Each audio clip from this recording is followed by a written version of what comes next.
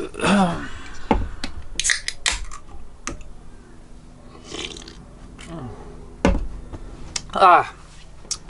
I want to make a quick video update. The news is I'm going to Burning Man. This will be my 4th Burning Man in a row. I've been obviously for 3 years already, and I wasn't going to go this year, partly because I bought this Airstream and I was going to turn it into Airbnb, and spending a lot of money with that, and I don't want to take a week off of work, and because obviously my Airstream is still not done. I've been having some plumbing issues and messing with all sorts of contractors or whatnot, having them to work on my thing, and really wanted to get up and running, before I do anything. As this if a project is unfinished, I don't feel quite complete, But while I was selling my Burning Man ticket to somebody inside of our camp, my previous camp, I got a little bit of envy, just thinking about all the cool people that I want to hang out with or whatever and go. So I went ahead and changed my mind and found 2 more tickets for me and my girlfriend. I want to give you guys kind of like a summary of Burning Man is. If you guys never been, I would highly recommend everybody to go at least once in their life. A lot of people have little misconceptions about it, but basically it's been going on for longer than people actually think. It's been going on for around 30 years, believe it or not, or maybe not quite that long, but it's definitely a long time. It started out really small with just some 30 or 40 guys just doing whatever, setting fires, shooting guns, like locals, anything goes. But the more people there are, the more progress, the more rules they have to implement. But one of the biggest misconceptions is if you ever hang around me and we'll go to lunch, if it's around Burning Man time, I will be telling people about Burning Man, so many people around me, like going, my coworkers have probably heard, these stories a million times or whatever, because I just love talking about it. It takes me to a happy place. But one of the biggest misconceptions of people have heard about it, but they say, oh yeah, you have to barter for things or whatever, you have to bring stuff. I think the whole bartering system is a misconception. Maybe back in the day, but at this point, you just come there, and it's basically like it is a little mini family camping adventure where everybody gives each other things, doesn't expect anything in return, but multiply that by 70,000 people. So yeah, it's a very. You're expected to be self-reliant as far as you bring your own, drinks and food. You bring your own tent or RV or whatnot, but they have a saying, the ply provides. It's like when Burning Man is going on, it's like the 3rd largest city in Nevada. So when you get there, if you're need a screw, need some tools to put up your tent, or your bicycle gets a flat tire, definitely the ply will provide. You'll be taken care of. People will hook you up, especially. You'll never run out of alcohol because there's a ton of it there. So the duration of it, it's usually a week. Some people can get if you're part of a big camp takes a whole bunch of people to set up and build, and they want to have all that stuff built before people actual people arrive. So if you're part of a big camp, you can get a thing called an early arrival pass, and so basically you use your ticket and an earlier arrival pass, and then there's people afterwards that stay back there for months and actually picking up every little cigarette butt and every little thing that feather that somebody might have dropped, or then they make a grid and they mark it down where they find a little piece of trash. So they have like a trash map, and the camps that littered a lot would be asked not to come back or would lose their status or whatnot. So every camp is very anal about that's one of the cardinal rules out there, is just not throw anything on the ground, not a cigarette butt, not whatever. You're expected to all the trash that you bring in to take back. As far as people ask me as far as how much it costs to go out there and whatnot, I would say it could be anything you want, and it's a huge different group of people, a wide group of people, from like some hippie kids that just ended up getting like a ticket. The ticket's like around $400. It's a little more every year because I think the city and the state, they try to charge the event more every year, and then they need all this infrastructure like thousands of porta potties and whatnot. So yeah, it's $400. Depending if you join a camp, there's a certain amount of camp dues. Ours a food. The camp that I joined is a food camp. They give away French crepes, and the dues are about $200, and that's expected because we end up giving away a lot of food. So somebody needs to buy all that. Depending on you might not even need to join you don't need to join a camp. It's just nice to have a camp because if you want to take a shower, there's or you want to some camps have gas generators so you can use power and stuff like that. But if you want to rough it, man, you just go out to the outskirts and random people just set up tents next to each other, and you don't need to be part of anything.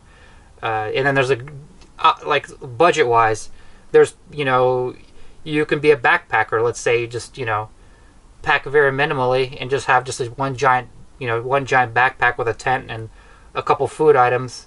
You can hitchhike your way. There's a bus called the Burner bus. I think it's about $60 or $80. It either goes from San Francisco, Reno, but yeah, you could just hop on that bus and they'll just take you straight there. And then you can. I'm pretty sure you might not even need a tent. If you really want to go hardcore, there's so many hammocks and so many public spaces that you could just pass out and sleep. I'm sure you can rough it that way, yeah, you probably wouldn't even you could possibly get away without having a tent or food because people will give you drinks and food. It's you're partying there for a week. You're a burner. You're a fellow burner. So. However, on the opposite side, usually people would spend a couple $1,000s, if you don't want to mess up your car too bad. As far as if I had a nice car, I definitely wouldn't want to take it out there. So you can rent a truck or whatever. That could be for a week. That could be $800, or it can start to get really expensive. There's a ton of like I said, there's a ton of different people that come there from all over the world with different budgets. I know there's probably a lot of Europeans that probably spend 10 grand on their burn because they have to spend 2,000. They have to get 2 tickets from Europe. That's like $2,000. They rent an RV. That's probably $6K. When they get to the States, they don't have anything. You pretty much want to have a bicycle out there. So they just buy a bicycle. They start from scratch, buy everything. It probably adds up to 10K. And at the most extreme, if you're some busy CEO, this is not recommended. This is actually really frowned upon. But you can join one of those money-making plug-and-play camps to where you spend $15,000 and then they fly you in they have a little dirt runway. They can fly you in a little private plane. You get out. There's a personal chef. There's a little house. There's probably a little RV set up for you. There's a chef. Somebody picked out your costumes. You get a Segway or whatnot. I'm sure if you want to drop a lot of cash, it gets crazy. But those type of camps are usually kind of looked down upon because Burning Man's they have this rule about radical inclusion, and that's what makes the festival really cool. That you could be just hanging out anywhere with a group of people, and somebody could just walk up and start hanging out, and people are not very super tribal of oh, who is this person? I don't know this person. Why are you talking to me? It's more hey, we're all hanging out here, we're all partying, and people from all the walks of life. I remember there was a crazy dust storm, and the storm was blowing so hard we could hardly barely see even the front of our hands. So we ducked into this little alleyway in between 2 RVs, and there was an older couple with a campfire, and they're offering us water and everything, and then they must be in 70s or 80s, but hey, they're still hanging out, taking in the scene. If I was that old, I'd probably want to go there too, and not party as hard obviously, but just sitting around and watch and socialize. So one of my favorite things about Burning Man is the art cars. They are fucking amazing. Art cars, basically, people take any kind of vehicle and turn it into a mutant vehicle, turn it into a piece of artwork that rolls down the playa. The Burning Man, it's everybody's tent and RVs. It's set up as a C shape, and there's a big open space in the middle where the man is, and that's where the mutant vehicles can drive. And they usually, because there's so many drunk people, they don't want to hurt anybody, or they don't want to run anybody over, so they have like a speed limit of 5 miles an hour. And there's usually somebody walking in front of the art car, kind of pushing people out of the way, saying like, "Hey, get out! We don't want to, run over you." But people most commonly probably take a school bus or some kind of like crazy like 18-wheeler and just completely gut it, turn it into like a Mad Max bar. They'd have like a DJ booth on this, like on the top floor. They have swings from the side. A lot of them shoot fire. There's thousands of them, which leads me to say that there are, I think, over 2,000 camps at Burning Man, theme camps. Now those are just camps. That's not counting all the people that are just hanging out. You know what I mean? Camping, by themselves with one or two tents or just like a bus. But there's 2,000 theme camps. What could be a theme camp? Like, let's say there's like a yoga theme camp. There's probably a ton of camps that teach you how to dance, how to play instruments.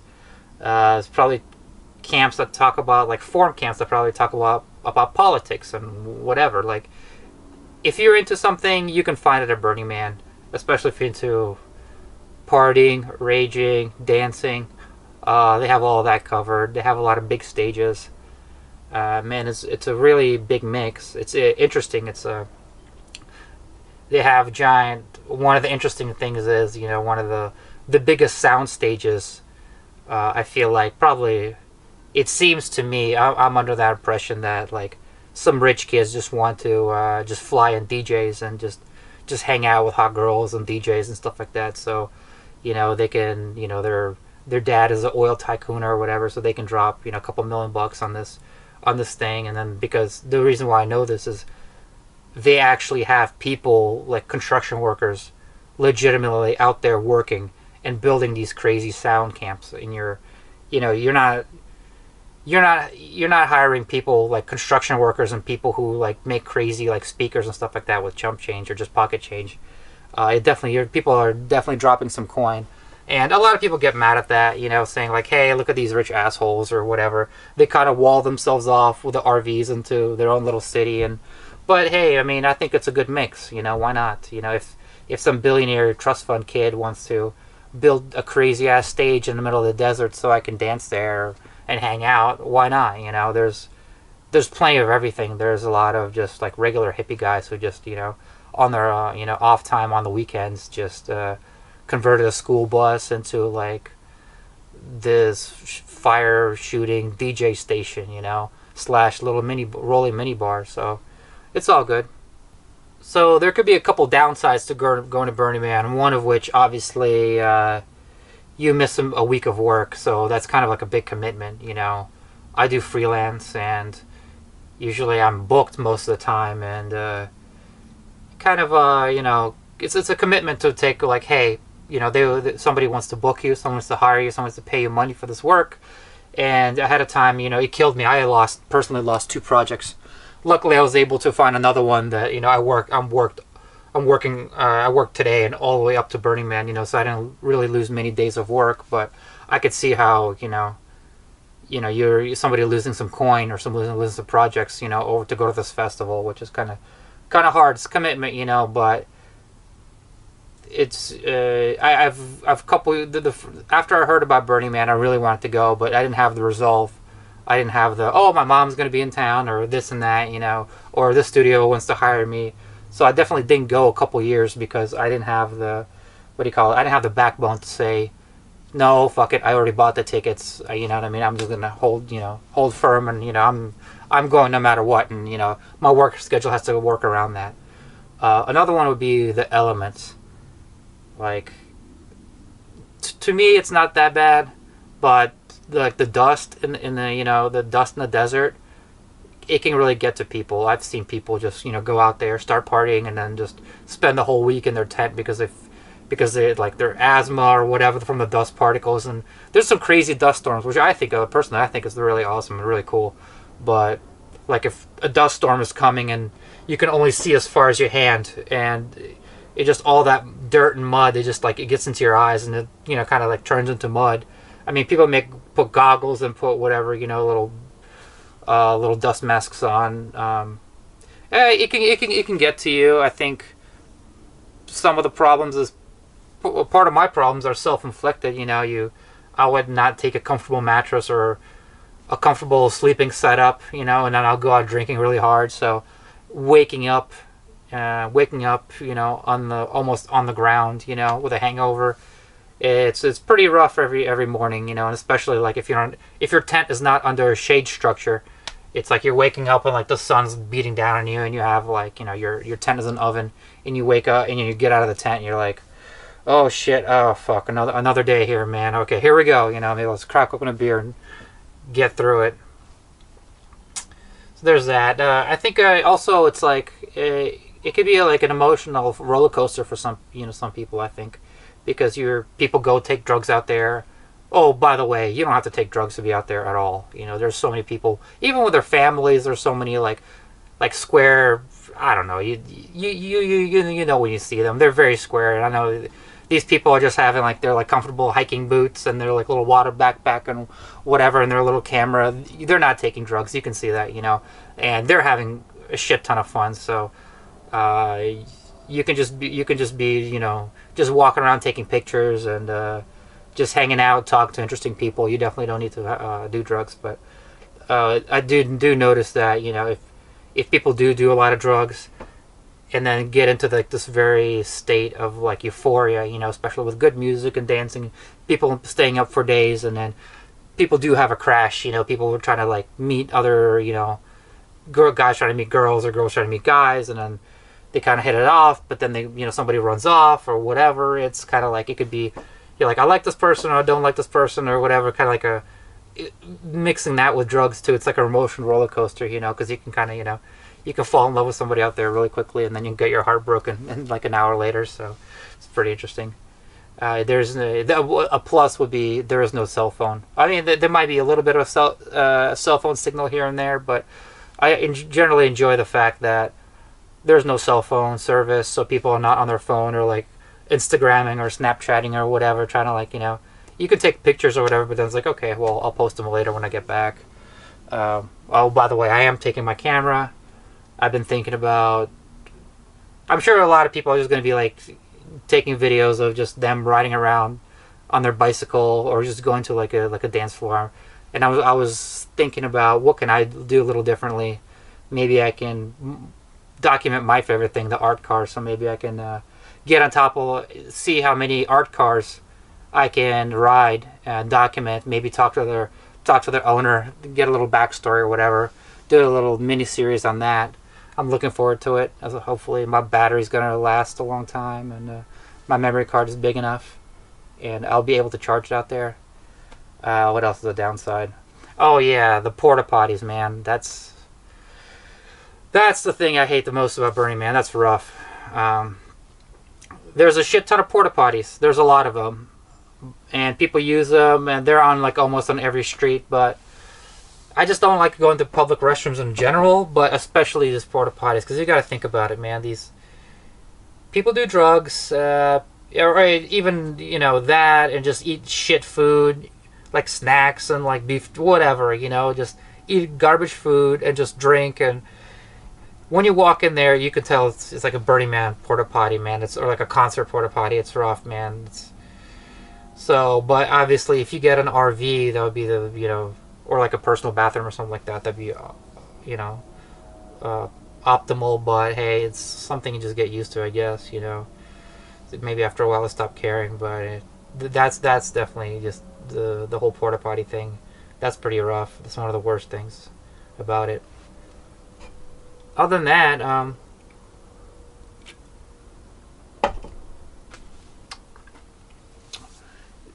the most enjoyable thing is after you've been out in the desert for a week, you come back to a hotel and you actually take a hot shower. I think it's rough because like the playa desert dust is very like acidic, and you could have all the wet wipes you want and you just be wiping your body down. But after a while, your like hands and skin, they get kind of like really like lose their moisture and get really roughed out afterwards. So I could recommend bringing I would recommend. You can never bring enough wet wipes, man. The Sherman packs, man. Just go to Amazon and just get like a giant, maybe like 30 of the, like 30 packs. You know, you can always take them back home and then still use them, but you do not want to go out there without wet wipes. You know, just from dancing and partying. You know, you just want to like take a break and just pull out a wet wipe and just completely just wipe yourself down. You know, and it's really refreshing, and that, you know, that helps out. Or even like here, the thing about there, you go around to all the bars, and they don't want to make a lot of trash because all the trash you have to take back with you. So you have this metal tin cup attached to your belt, and people pour you different drinks and stuff like that. But obviously, you don't want to get all these flavors mixed up, and then afterwards, there's, even if you have a drink and you're drinking, there's like dust storms and dust that get on the rim of your cup. So you want to pull every now and again. You want to pull out like an unscented wet wipe and just wipe down your cup so you can be ready. Go to the next bar. Well, anyway, like I said, wish me luck. I'm going to take the camera out there. I have a new little microphone that's hopefully is going to be a lot way better than the stock Sony camera sound. I hope it, like, you know, it lasts and is okay, you know, in the desert. But I think it would, you know. But yeah, this boom mic that I have, hopefully I don't have to, you know, it's very focused. So if I'm, you know, getting some video footage of people talking or whatever, hopefully the sound is going to be good. I plan to, what I want to do is, I mean, one of the coolest things about Burning Man, besides the art cars, it's these little, like, it's basically, consider it like a little town, you know, of 70,000 people. And the playa is like, I think it's as wide as San Francisco. And when people put their tents in RVs up, it makes kind of like little alleyways. It's like, it's definitely like its own city. Like they have a little radio station. They have a post office to where you can send little postcards from the event. So what I'd really like to do is just, you know, just go out, like, don't make any plans, even though when you get there you get like a giant book, and every hour of the day, 24/7, there's some crazy event or something cool. But not even that, you know, just take a bicycle, no plans, maybe with a couple of friends, take your ID, hook up your little tin cup to your belt, and just go out riding, you know, and then go exploring. And then that's the most fun thing. You drive down like a little alleyway or one of the side streets. That's why people go there so many, like, people go there 10, 15 years in a row, because you can never see everything, you know. Like, no matter what you think you want to see, or just because you go do something, that means you're missing a ton of other stuff, you know. So it's a good thing to keep coming back, because you can experience different little things, you know. And then that's what I want to do. I want to go and document the tiny little camps, you know. Like there could be like a little camp. Last year I ran into like somebody had like a little homemade barrel with like homemade rum in it, you know. And those guys are really proud that they made it, and then they're telling me about the process. I want to document that. Or there's a camp, it's called Shots for Shocks. They would give you a shot if they can shock you with a cattle prod. Obviously you can get free shots anywhere, so, but me getting shot by a cattle prod, that was interesting, you know. I wish I would have had it on camera, but maybe this year I will. Or yeah, any kind of little interesting things, you know. And then believe me, there's plenty of little crazy things to document. So yeah, wish me luck.